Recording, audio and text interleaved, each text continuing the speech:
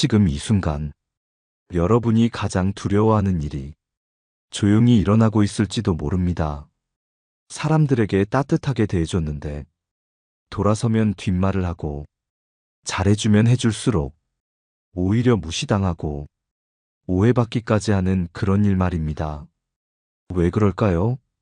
좋게 말했는데도 내 진심이 전달되지 않는 이유는 뭘까요? 사람들은 말로 관계가 시작된다고 믿습니다.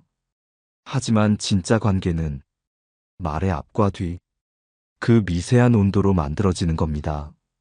오늘 여러분과 나눌 이야기는 정말 사소해 보이는, 그러나 인간관계를 완전히 바꿔놓을 수 있는 말의 기술에 대한 이야기입니다. 말 앞에, 그리고 말 끝에 단 한 줄만 달아도 가장 차가운 사람도, 가장 날카로운 관계도 놀랍도록 따뜻하게 바뀝니다. 사실 이 주제는 오래전부터 제가 마음속에 품고 있었던 이야기입니다. 사람들 사이에서 작은 말투 하나로 관계가 완전히 변하는 장면을 너무나 많이 봐왔기 때문입니다. 몇 해 전 저희 상담소를 찾아온 여성 한 분의 이야기를 들려드릴게요. 이름은 김정희, 50대 초반이었고 회사 생활을 하며 여러 후배들과 부딪히는 일이 잦다고 했습니다. 제가 잘못한 건 없어요. 딱 할 말만 했고 해야 할 지적도 정확히 했고요. 그런데도 후배들은 자꾸 저를 피하고 회의 때면 눈도 안 마주쳐요. 그녀는 억울하다는 듯 말했습니다. 제가 조용히 물었습니다. 혹시 그 말을 어떻게 하셨는지 기억나세요? 그녀는 잠시 생각하더니 이렇게 대답했습니다. 그냥 이렇게요. 이건 이렇게 처리하면 안 됩니다. 앞으로는 주의하세요. 틀린 말은 아니잖아요. 맞습니다. 틀린 말은 아니었죠. 하지만 진심이 전달되지 않은 겁니다. 왜일까요? 여기서 중요한 건 말의 내용이 아니라 그 말을 어떻게 꺼냈느냐는 겁니다. 말의 앞, 그리고 말의 끝, 그 짧은 구절이 사람 마음을 닫게도 하고 열게도 합니다. 제가 그분께 이렇게 제안했습니다. 다음엔 이렇게 해보세요. 바쁘신데 제가 괜한 말씀드리는 건 아닌지 모르겠네요. 그런데 이건 이렇게 처리하면 안 됩니다. 앞으로는 주의해 주시면 저도 참 든든할 것 같아요. 감사합니다. 그녀는 처음엔 어색하다고 했습니다. 하지만 2주 뒤 다시 상담소에 찾아와 이렇게 말했습니다. 그 짧은 앞말과 뒷말이 이렇게 다르네요. 후배들이 눈을 마주쳐요. 제가 뭐라고 해도 웃으면서 들어주고요. 신기하죠? 진짜 신기해요. 여러분, 말은 날카로워질 수도 있고 부드러워질 수도 있습니다. 그걸 결정하는 건 내용이 아니라 말 앞의 여유, 그리고 말 뒤의 온기입니다. 오늘 방송에서 제가 여러분께 전하고 싶은 핵심은 이겁니다. 인간관계에서 모두가 내 편이 되길 바란다면 말 앞에 이 2마디, 말 끝에 이 2마디 꼭 사용해 보시길 바랍니다. 그 말들이 어떤 말인지, 그리고 왜 그렇게 놀라운 힘을 발휘하는지를 이제부터 차근히 이야기 나눠보겠습니다. 이번에는 말 앞에 붙이는 단 2마디가 어떻게 사람의 마음을 바꾸는지를 하나씩 사례를 들어 살펴보겠습니다. 말 앞에 붙이는 2마디, 그것만 바꿨을 뿐인데 얼마나 많은 인간관계가 회복되는지를 저는 수없이 봐왔습니다. 그 2마디는 바로 죄송하지만, 그리고 혹시라도입니다. 여러분, 이 2마디가 별것 아닌 것처럼 느껴지실 수 있습니다. 하지만 이 짧은 문장이 사람의 귀를 열고 마음을 부드럽게 만드는 가장 강력한 열쇠가 될 수 있다는 걸 생각해 보신 적 있으신가요? 사람들은 말의 내용보다 먼저 그 말이 들어올 준비가 되어 있는지를 따집니다. 그 문장이 아무리 옳고 정확하더라도 듣는 입장에서 받아들일 준비가 되어 있지 않다면 그 말은 공격처럼 들리고 명령처럼 느껴집니다.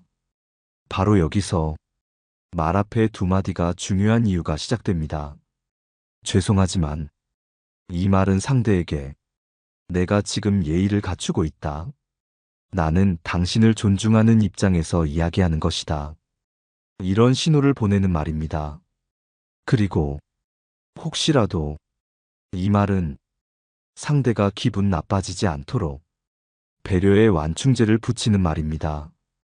다시 말해, 이 두 마디는 상대가 여러분의 말을 듣고 싶어지도록 귀를 열게 만드는 장치입니다. 제가 상담했던 한 회사 팀장의 이야기가 있습니다. 이름은 박성진, 40대 중반이었고 10명 남짓한 팀을 이끄는 사람이었습니다. 그는 말했습니다. 저는 일을 아주 정확하게 지시합니다. 말도 똑 부러지게 하죠. 근데 이상하게 사람들이 저를 무서워해요. 밥 먹자고 해도 다들 슬그머니 빠져나가요. 제가 말했습니다. 그 지시를 어떻게 하셨는지 기억나세요? 그는 이렇게 답했죠. 회의 중에 그냥 이건 이렇게 처리하세요. 보고는 다음 주까지 정리하고 문서 양식은 바꿔야 합니다. 그렇게요. 틀린 말이 아니었습니다.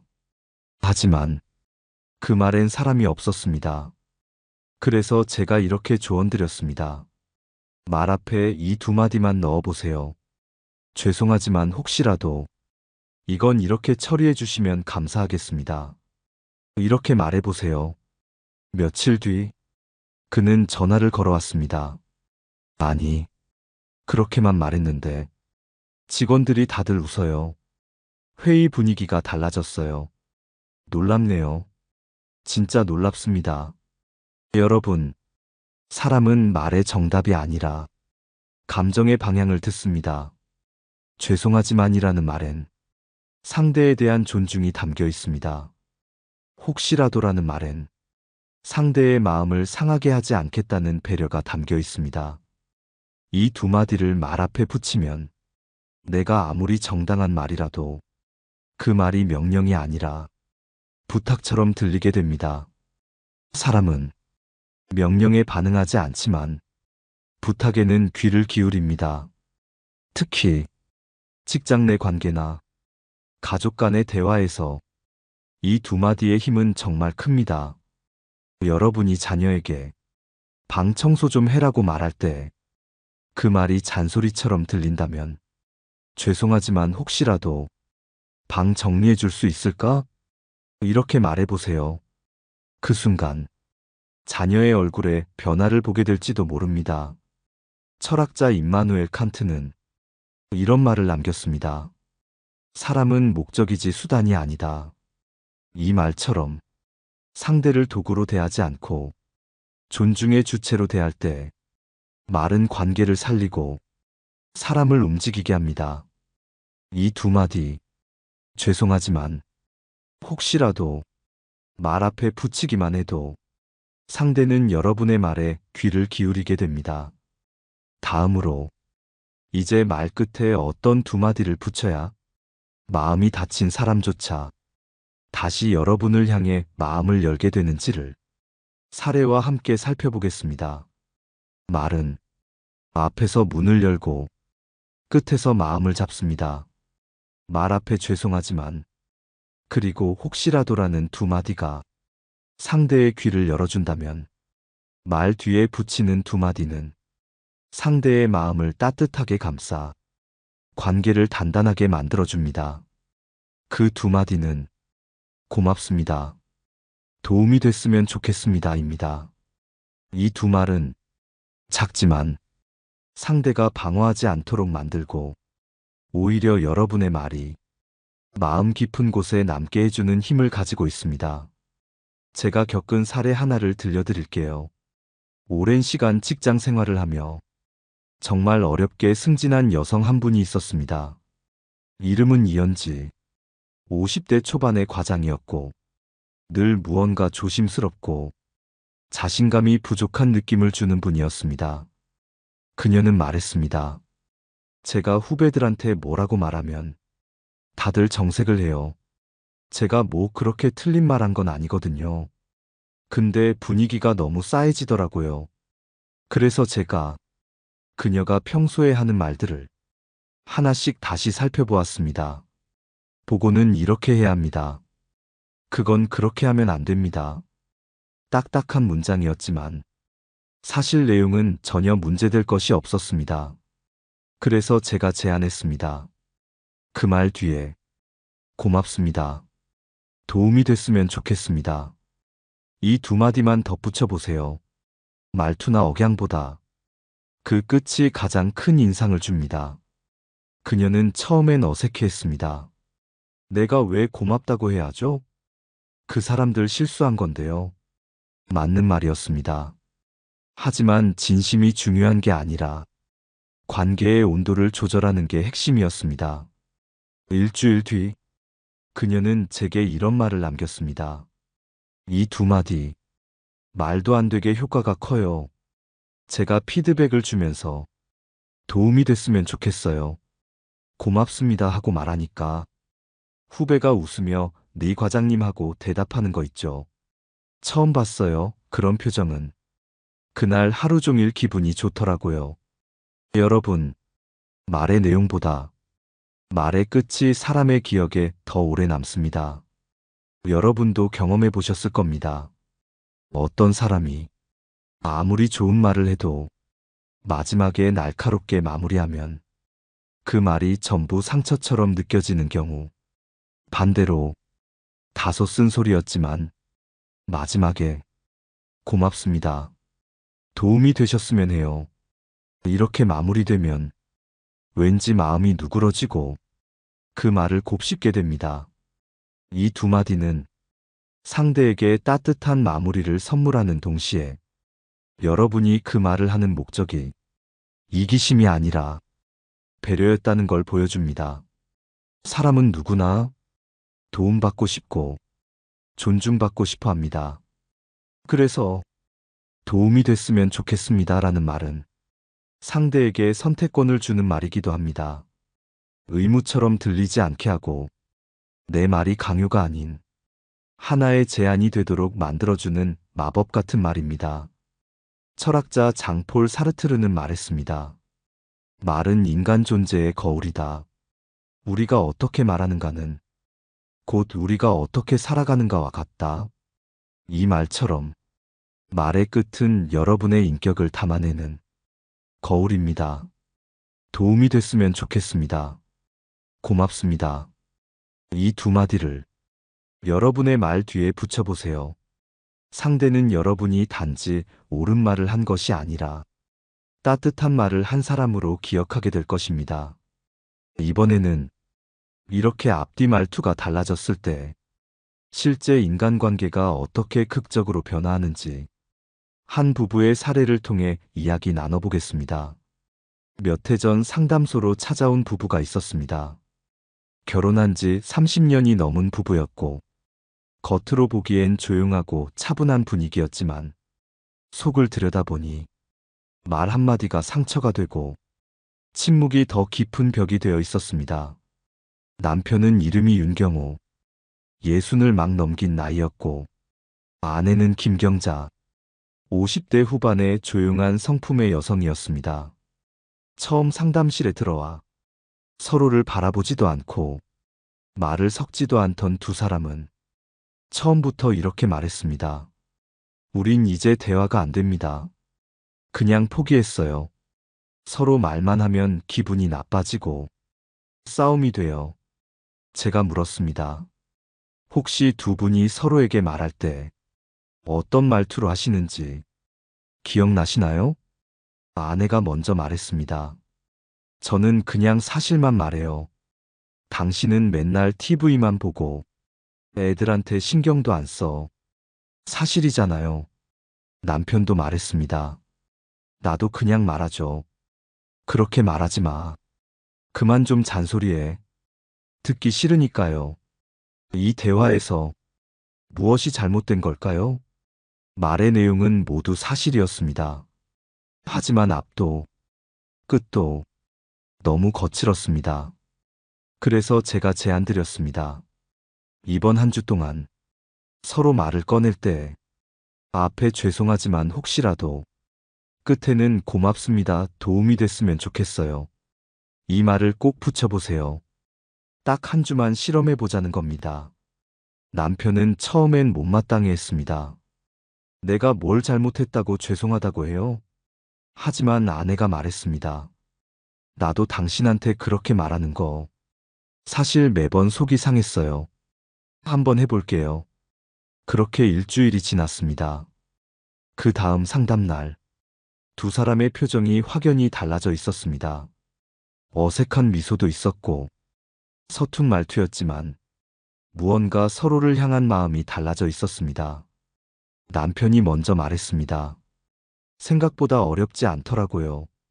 제가 말하기 전에, 죄송하지만 혹시라도, 오늘은 좀 조용히 쉬고 싶어요. 이해해 주시면 고맙겠습니다. 이렇게 말했어요. 그랬더니 아내가 웃더라고요. 정말 처음 있는 일이에요. 아내도 말했습니다. 저도 이렇게 말했어요. 죄송하지만 혹시라도 내일 병원 같이 가줄 수 있어요? 혼자 가기 싫어서요. 고맙습니다. 그랬더니 남편이 바로 그래 하더라고요. 두 사람의 말은 거창하지 않았습니다. 그저 말의 앞과 뒤에 조금의 온기를 더한 것뿐이었습니다. 하지만 그 온기가 꽁꽁 얼어붙었던 관계를 녹였습니다. 이 사례는 우리에게 이렇게 말합니다. 관계를 바꾸는 건 커다란 변화나 극적인 사건이 아닙니다.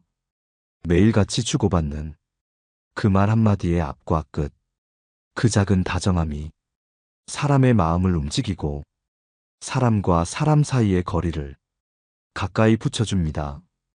철학자 루소는 말했습니다. 사람은 따뜻한 말 한마디에 마음을 열고 그 말이 진심일 때 평생을 기억한다. 지금 여러분의 삶에서 누군가와 관계가 어려워졌다면 그 사람을 설득하려 하지 말고 먼저 말의 앞과 끝부터 바꿔보세요. 그 한 문장이 그 어떤 말보다 깊이 있게 그 사람의 마음에 닿을 수 있습니다. 이번에는 이 네 가지 말이 직장이나 사회생활 속에서 어떻게 실질적인 변화를 만들어내는지를 현장의 이야기와 함께 전해드리겠습니다. 직장에서의 말 한마디는 가족보다 더 빠르게 오해를 낳고 더 깊은 거리감을 만들어냅니다. 왜냐하면 서로를 잘 알지 못한 상태에서 성과와 책임이라는 민감한 요소가 함께 얽혀 있기 때문입니다. 그렇기 때문에 직장에서 말의 앞과 뒤, 이 네 가지 말이 가진 힘은 생각보다 훨씬 더 큽니다. 몇 해 전, 저는 대기업에서 중간 관리자로 일하던 한 남성의 상담을 맡은 적이 있습니다. 이름은 조영철, 40대 후반의 차분하고 이성적인 사람이었지만 이유 없이 팀 분위기가 계속 가라앉는다는 것이 그의 고민이었습니다. 그는 말했습니다. 회의 때마다 내가 이야기하면 애들이 다 침묵해요. 표정도 딱딱하고 뭘 잘못했는지도 모르겠고요. 성과도 나쁘지 않는데 왜 분위기가 이런지 이해가 안 됩니다. 그래서 제가 그와 며칠간의 회의 녹취록을 분석했고 거기서 공통점을 발견했습니다. 말의 시작이 이건 아닌 것 같아요. 왜 이렇게 했죠? 다시 해야겠습니다. 말의 끝은 없었습니다. 그냥 단답형 명령으로 끝났습니다. 그래서 저는 조심스럽게 제안드렸습니다. 말 앞에 죄송하지만 혹시라도 말 뒤에 도움이 됐으면 좋겠습니다. 고맙습니다. 이 네 마디를 단 한 문장이라도 붙여보세요. 진짜 바뀝니다. 그는 반신반의하면서도 일주일간 시도해보기로 했습니다. 그리고 다음 회의에서 그는 이렇게 말했습니다. 죄송하지만 혹시라도 이 부분은 이렇게 바꾸는 게 더 좋을 것 같습니다. 도움이 됐으면 좋겠습니다. 고맙습니다. 회의가 끝나고 그는 말했습니다. 기적이었어요. 누가 피드백도 주고 회의 끝나고 웃으며 와서 질문도 해요. 똑같은 말인데 사람들 반응이 완전히 다르더라고요. 여러분, 직장에서의 말은 일의 문제가 아니라 존중의 문제입니다. 누군가 여러분의 말을 듣고 싶어지는 이유는 그 말이 정확해서가 아니라 그 말이 나를 배려했기 때문입니다. 이 네 마디는 단순한 말버릇이 아닙니다. 관계를 회복시키는 구조이고 신뢰를 만드는 도구입니다. 여러분도 지금 직장 내에서 오해받고 있다면, 후배들이 말을 듣지 않는다고 느껴진다면, 회의 때 어색한 침묵이 계속된다면 말 앞뒤를 바꿔보세요. 혹시라도 죄송하지만 도움이 됐으면 좋겠습니다. 고맙습니다. 이 짧은 구절들이 말의 공격성을 없애고 사람의 마음을 여는 열쇠가 됩니다. 철학자 공자는 말했습니다. 말에 신중하라. 말은 마음의 소리이며 사람은 말로 인해 존중받거나 무시당한다. 지금 여러분의 말, 그 말 한 줄이 누군가를 살릴 수도 있고 깊은 신뢰를 만들 수도 있습니다. 이제 다음으로 이 네 마디가 단지 말투가 아닌 내면의 태도이자 인격으로 완성되기 위해 어떤 마음가짐이 필요한지를 조금 더 깊이 이야기해 보겠습니다. 지금까지 여러분께 말씀드린 말의 앞 두 마디, 죄송하지만, 혹시라도, 그리고 말의 끝 두 마디, 도움이 됐으면 좋겠습니다.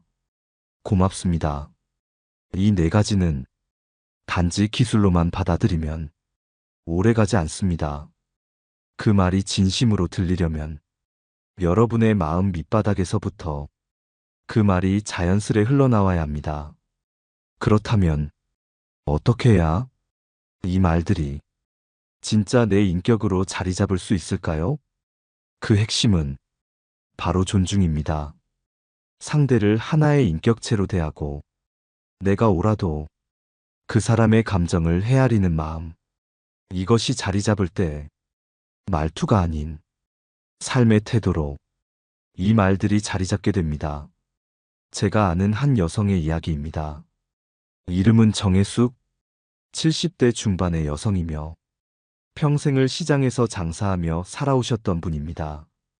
그분은 작은 반찬 가게를 하셨는데 신기하게도 그 가게에는 늘 손님이 끊이질 않았습니다. 바로 옆 가게는 가격도 비슷하고 반찬 종류도 비슷한데 사람들은 이상하게 정혜숙 씨 가게만 찾았습니다. 그래서 제가 물었습니다. 선생님, 어떻게 이렇게 손님들과 잘 지내세요? 그분이 웃으며 말했습니다. 내가 뭐 대단한 거 했겠어요. 그냥 말할 때 죄송하지만 오늘 이건 좀 짜게 됐어요. 혹시라도 입맛 안 맞으시면 말씀 주세요. 고맙습니다. 맛있게 드시면 참 좋겠네요. 이렇게 말한 것뿐이에요. 저는 순간 멍해졌습니다. 그분은 자신도 모르게 이 네 가지 말을 몸에 익히고 있었습니다. 그리고 그 말은 손님을 단순한 소비자가 아닌 사람으로 대하는 진심에서 나온 말이었습니다. 그 진심이 말끝에서 느껴졌기 때문에 사람들은 그분 가게를 다시 찾게 된 것이지요. 여러분, 진심이 없는 말은 아무리 예의 바르게 해도 가짜처럼 느껴집니다. 하지만 상대의 입장을 헤아리고 내가 먼저 마음을 내려놓는 태도는 작은 말투에서도 그 깊이를 느끼게 합니다. 결국 이 네 마디는 겸손과 배려에서 나옵니다. 이 말들을 생활 속에서 자연스럽게 쓸 수 있으려면 여러분의 내면이 항상 겸손해야 합니다. 나보다 어리다고, 지위가 낮다고, 성격이 까칠하다고 상대를 무시한다면 이 말은 결코 입 밖으로 자연스럽게 나오지 않습니다. 그러니 이 네 마디를 말의 기술이 아니라 사람을 대하는 삶의 태도로 받아들이셔야 합니다. 그렇게 되면 자연스럽게 말이 달라지고 사람이 달라지고 결국 여러분의 인간관계가 달라집니다. 철학자 소크라테스는 말했습니다. 말은 단지 소리가 아니라 그 사람의 영혼이 흘러나온 것이다. 여러분의 말에는 여러분의 영혼이 담겨 있습니다. 그 말이 따뜻하면 여러분의 영혼도 따뜻한 것입니다. 그러니 이제부터 말을 바꾸려 하지 마세요. 마음을 먼저 바꾸세요. 그러면 말은 저절로 달라집니다.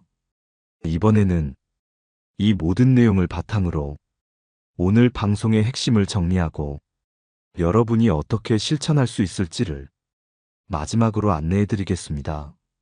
이제 오늘 여러분과 함께 나눈 이야기를 하나하나 가만히 정리해 보겠습니다. 말 한마디에 사람의 마음이 움직이고 관계가 망가지거나 회복된다는 사실, 여러분도 이미 여러 번 겪어보셨을 겁니다. 사람은 말로 인해 상처받고, 말로 인해 위로받고, 말로 인해 다시 서로의 손을 잡게 됩니다. 그렇기에 말 앞에 붙이는 두 마디, 죄송하지만, 혹시라도, 그리고 말 끝에 붙이는 두 마디, 도움이 됐으면 좋겠습니다. 고맙습니다. 이 네 가지는 여러분이 어떤 상황에 있든, 어떤 사람을 대하든, 상대를 존중하고, 관계를 회복하며, 신뢰를 쌓아가는 가장 간단하고도 가장 효과적인 도구입니다. 첫째, 죄송하지만 이 말은 내가 먼저 낮아지는 힘입니다. 그 겸손이 상대의 마음을 부드럽게 엽니다. 둘째, 혹시라도 이 말은 강요가 아닌 배려입니다. 상대에게 선택의 여지를 주는 자유로운 존중의 문장입니다. 셋째, 도움이 됐으면 좋겠습니다. 이 말은 나의 말이 명령이 아닌 따뜻한 제안임을 알려줍니다. 상대는 그 말에서 내 말의 목적이 공격이 아니라 관심이라는 걸 느끼게 됩니다. 넷째, 고맙습니다. 가장 짧고 가장 강한 마무리입니다. 상대가 들은 말의 끝자락에 감사의 여운이 남을 때 그 말은 기억으로 남습니다. 우리는 때때로 사람과 멀어지는 게 두렵고 관계를 회복하지 못할까봐 불안해합니다. 그러나 관계란 거창한 변화가 아니라 매일 주고받는 작은 말들 속에서 다시 살아납니다. 여러분, 혹시 지금 떠오르는 사람이 있나요? 한때 가까웠지만 말 한마디로 멀어진 사람, 오해로 마음을 닫아버린 사람, 아직 미안하다고 말하지 못한 사람, 그 사람이 있다면 오늘 이 방송이 끝난 후 짧은 문자라도 보내보세요. 죄송하지만 혹시라도 제가 그때 마음을 불편하게 했을까 걱정됐어요. 도움이 됐으면 좋겠습니다. 고맙습니다. 이 문장 하나로 여러분의 용기 있는 말이 그 사람의 마음을 다시 열게 될지도 모릅니다. 고전 속에서 한 구절을 가져와 오늘의 이야기를 마무리하고자 합니다. 온유한 말은 뼈를 꺾는다. 말은 칼보다 날카롭기도 하지만 진심이 담긴 말 한 줄은 가장 단단한 마음도 가장 오래 닫힌 문도 서서히 열게 만드는 놀라운 힘을 가집니다. 여러분의 말이 누군가에게 그렇게 다가가길 바랍니다. 이 방송이 마음에 와닿으셨다면 댓글로 여러분의 경험과 생각을 나눠주세요. 여러분의 한마디가 다른 누군가에겐 오늘을 버티게 하는 따뜻한 위로가 될 수 있습니다. 좋아요와 구독은 이런 이야기를 더 많은 사람에게 전하는데 큰 힘이 됩니다. 함께 해주셔서 진심으로 고맙습니다. 다음에도 여러분 마음 깊은 곳에 잔잔하게 스며드는 이야기로 다시 찾아뵙겠습니다. 지혜의 숲이었습니다.